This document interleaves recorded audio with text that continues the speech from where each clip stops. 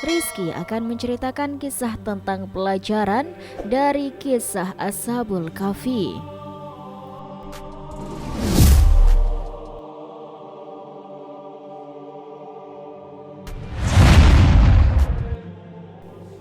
Pelajaran dari kisah Ashabul Kahfi antara lain: 1.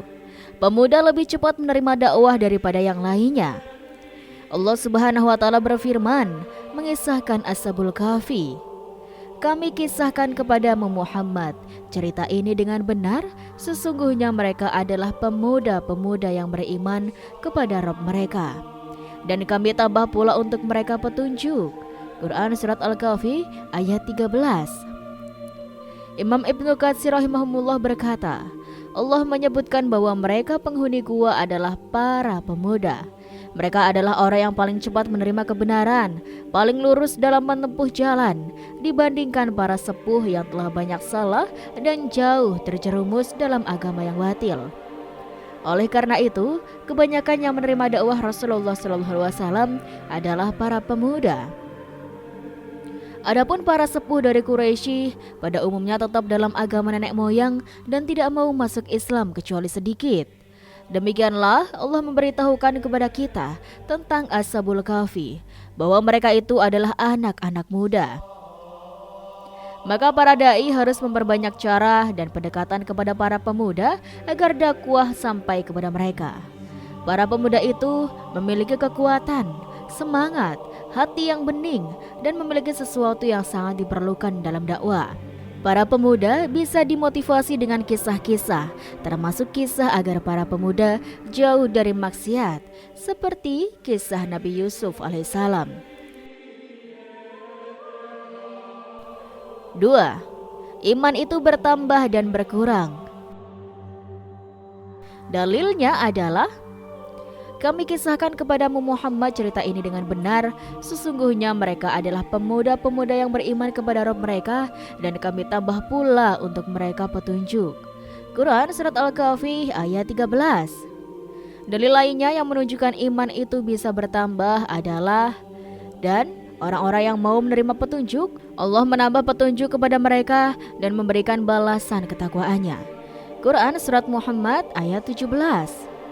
Dan apabila diturunkan suatu surat, maka di antara mereka orang-orang munafik ada yang berkata, siapakah di antara kamu yang bertambah imannya dengan turunnya surat ini? Adapun orang yang beriman, maka surat ini menambah imannya, dan mereka merasa gembira. Quran Surat At-Taubah ayat 124. Dialah yang telah menurunkan ketenangan ke dalam hati orang-orang mukmin supaya keimanan mereka bertambah di samping keimanan mereka yang telah ada. Dan kepunyaan Allah lah tentang langit dan bumi, dan adalah Allah Maha mengetahui lagi Maha bijaksana. Quran Surat Al-Fat ayat 4. Iman itu bisa bertambah dengan ketaatan kepada Allah, beramal soleh, dan yang paling utama adalah beriman kepada Allah dan jihad fisabilillah. Yang termasuk jihad di jalan Allah adalah berdakwah dengan ucapan, tulisan, dan berbagai sarana dakwah. Dari Abu Dzar radhiyallahu an, ia berkata, aku bertanya, wahai Rasulullah, amalan apakah yang paling utama? Beliau pun menjawab, iman kepada Allah dan jihad di jalan Allah. Hadis riwayat Muslim nomor 84. 3. Hati yang beriman akan berkumpul dengan yang sama-sama beriman. Termasuk kisah para pemuda penghuni gua seperti yang dijelaskan oleh ulama tafsir, bahwa para pemuda itu adalah putra dan anak-anak pembesar kaumnya. Mereka keluar suatu hari pada hari raya kaumnya. Kaum mereka punya acara pertemuan besar dalam setahun. Kaum tersebut bertemu di pusat kota, menyembah sonam, patung yang memiliki bentuk seperti makhluk yang telah disiapkan, menyembelih kurban untuk patung-patung tersebut.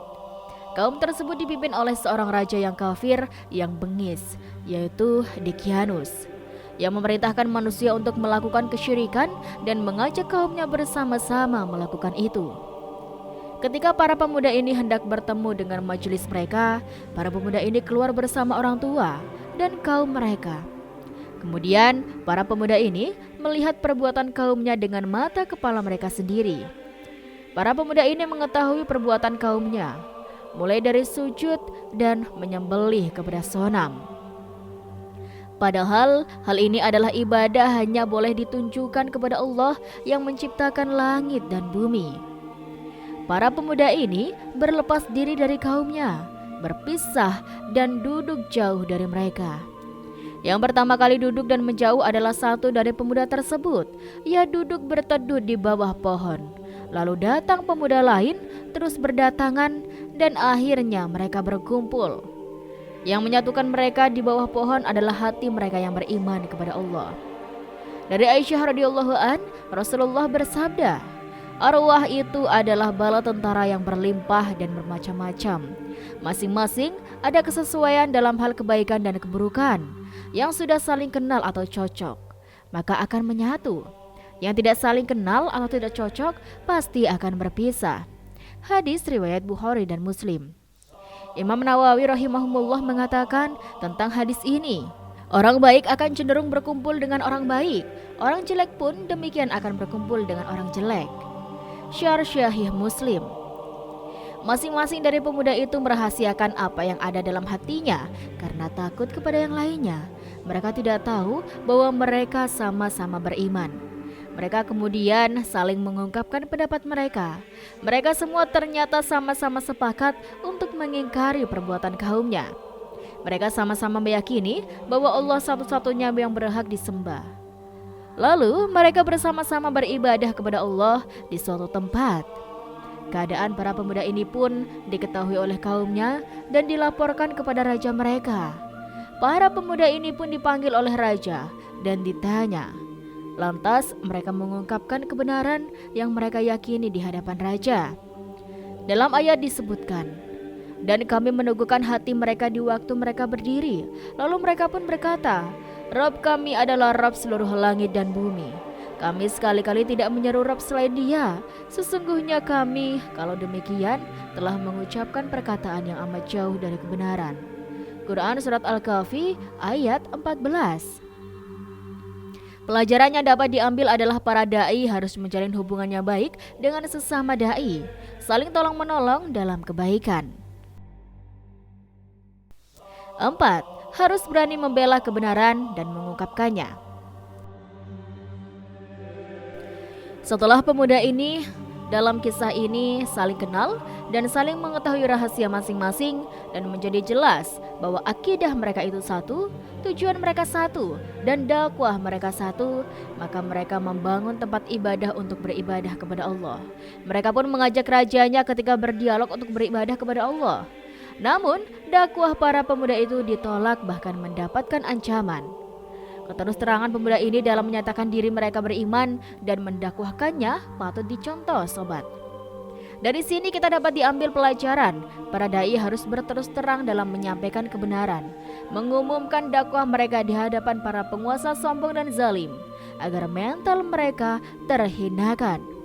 Sebaliknya, kekuatan kaum mukminin bertambah kuat dan membuat mereka berani untuk berhadapan dengan orang-orang zalim dari para penguasa. Sikap para dai seperti yang kami sebutkan ini, jika mereka menyaksikan dengan mata kepala atau dengan indikasi bahwa keterus-terangan mereka dalam menyampaikan kebenaran serta menghadapi para penguasa zalim dengan kebenaran dakwahnya, lebih baik daripada sikap diam di hadapan mereka atau daripada mereka memilih untuk mengambil keringanan, yaitu berpura-pura. Sesungguhnya seorang mukmin melihat dengan cahaya Allah dan seukuran iman dalam dirinya serta dalamnya iman tersebut dan keikhlasan kepada Rabb-Nya, maka demikianlah kekuatan cahaya seharusnya ia pilih. Sekalipun sikap itu akan menyebabkan mati dibunuh secara syahid. Karena dai itu adalah mujahid atau pejuang. Jihad dalam dakwah ini adalah mempersembahkan jiwa raga di jalan Allah. Hal ini tidak termasuk melemparkan diri dalam kebinasaan. Selama orang mukmin, dai mengharapkan dari perbuatannya itu untuk merealisasikan maslahat syariah bagi dakwah dan kaum muslimin. 5. Diperintahkan mengasingkan diri dan berhijrah demi menyelamatkan agamanya. Namun, dianjurkan untuk tetap tinggal jika dipandang ada maslahat besar, semisal untuk berdakwah. Perintah uzlah atau mengasingkan diri. Banyak dalil-dalil yang menganjurkan untuk uzlah atau mengasingkan diri demi menyelamatkan diri atau menghindari masyarakat yang banyak terjadi maksiat, kebid'ahan, dan pelanggaran agama. Di antaranya, sabda Rasulullah SAW, sebaik-baik manusia ketika berhadapan dengan hal yang merusak atau fitnah adalah orang yang memegang tali kekang kudanya menghadapi musuh-musuh Allah. Ia menakut-nakuti mereka dan mereka pun menakut-nakutinya. Atau seseorang yang mengasingkan diri ke lereng-lereng gunung demi menunaikan apa yang menjadi hak Allah. Hadis riwayat Al-Hakim. Hadis ini disahihkan oleh Syekh Al-Albani dalam silsilah Al-Hadis Al-Sahihah nomor 698. Sebagaimana juga dalam hadis Abu Sa'id. Seseorang bertanya kepada Nabi, "Siapakah manusia yang paling afdol, wahai Rasulullah?" Nabi menjawab, "Orang yang berjihad dengan jiwanya dan hartanya di jalan Allah." Lelaki tadi bertanya lagi, "Lalu siapa?" Nabi menjawab, "Lalu orang yang mengasingkan diri di lembah-lembah demi untuk menyembah Robnya dan menjauhkan diri dari kebobrokan masyarakat." Hadis riwayat Muslim. Bahkan, andai satu-satunya jalan supaya selamat dari kerusakan adalah dengan mengasingkan diri ke lembah-lembah dan puncak-puncak gunung, maka itu lebih baik daripada agama kita terancam hancur. Dari Abu Sa'id Al-Khudri radhiyallahu an, Nabi SAW bersabda, "Hampir-hampir harta seseorang yang paling baik adalah kambing yang ia pelihara di puncak gunung dan lembah, karena ia lari mengasingkan diri demi menyelamatkan agama dari kerusakannya." Hadis riwayat Bukhari. Perintah untuk tetap bergaul dengan masyarakat. Sebagian dalil yang lain menganjurkan kita untuk bergaul di tengah masyarakat walaupun bobrok keadaannya. Dalam rangka berdakwah dan amal ma'ruf nahi mungkar di dalamnya, di antaranya firman Allah Ta'ala, "Dan tolong menolonglah kamu dalam mengerjakan kebijakan dan takwa, dan jangan tolong menolong dalam perbuatan dosa dan pelanggaran." Quran Surat Al-Ma'idah ayat 2. Demi masa, sesungguhnya manusia itu benar-benar dalam kerugian, kecuali orang-orang yang beriman dan mengerjakan amal soleh dan nasihat supaya mentaati kebenaran, dan nasihat menasihati supaya menetapi kesabaran. Quran Surat Al-Ansor ayat 1-3. Dari Ibnu Umar radhiyallahu an, Nabi SAW bersabda, "Seorang mukmin yang bergaul di tengah masyarakat dan bersabar terhadap gangguan mereka itu lebih baik daripada seorang mukmin yang tidak bergaul di tengah masyarakat dan tidak bersabar terhadap gangguan mereka." Juga dalilnya dari hadis tentang keutamaan Ali bin Abi Thalib berikut. Dari Sal bin Sa'ad yang berkata bahwa Rasulullah SAW bersabda saat perang Khaybar, "Sungguh akan diberikan bendera yang biasa dibawa oleh pemimpin pasukan Pen. Besok pada orang yang akan didatangkan kemenangan melalui tangannya, di mana ia mencintai Allah dan Rasulnya. Lalu Allah dan Rasulnya pun mencintai dirinya." Lalu kemudian para sahabat bermalam dan mendiskusikan siapakah di antara mereka yang nanti akan diberi bendera tersebut. Tibalah waktu pagi, mereka semua berharap bisa mendapatkan bendera itu. Namun Nabi SAW malah bertanya, "Di mana Ali?" Ada yang menjawab bahwa Ali sedang sakit mata. Lalu Ali dibawa ke hadapan Nabi. Lantas beliau mengusapkan kedua matanya dan mendoakan kebaikan untuknya. Lantas ia pun sembuh, seakan-akan tidak pernah sakit sebelumnya. Lantas bendera tersebut diberikan kepada Ali dan ia berkata, "Aku akan memerangi mereka hingga mereka bisa seperti kita." Kemudian Nabi SAW bersabda, "Janganlah perlahan-lahan ke depan hingga kalian sampai di tengah-tengah mereka. Kemudian berdakwahilah mereka pada Islam dan kabari mereka tentang perkara-perkara yang wajib. Demi Allah, sungguh jika Allah memberi hidayah pada seorang lewat perantaramu, maka itu lebih baik dari unta merah." Hadis riwayat Bukhari dan Muslim.